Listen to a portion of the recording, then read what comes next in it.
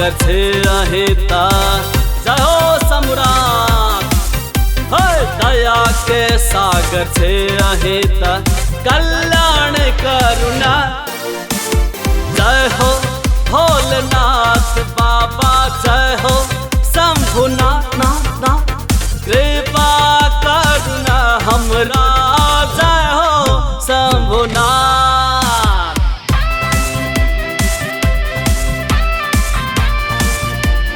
जय हो शंभो।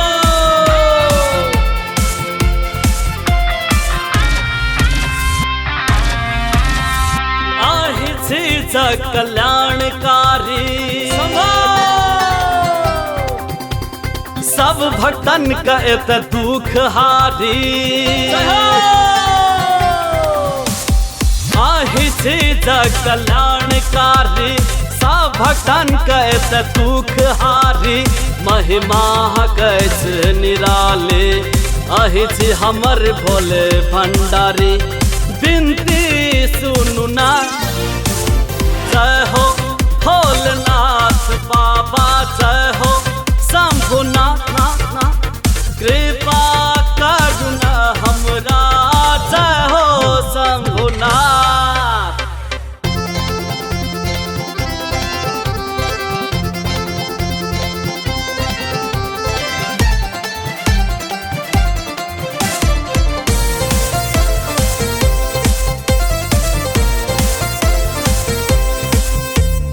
हरब कखन दुख मोर शंभो।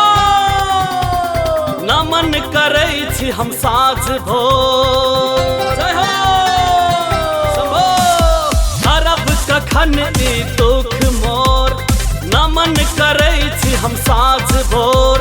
हे भोले शंकर कैलाशपति नष्ट करो हमर दुर्गति।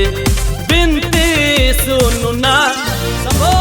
जय हो भोलेनाथ बाबा जय हो शंभुनाथ कृपा करुणा हमरा जय हो शंभुनाथ।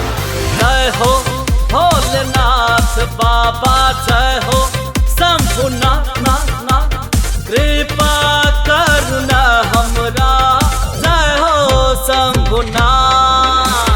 दया के सागर छे अहिता शंभो। दया के सागर छे अहिता कल्याण करुणा। जय हो भोलेनाथ बाबा जय हो शंभुनाथ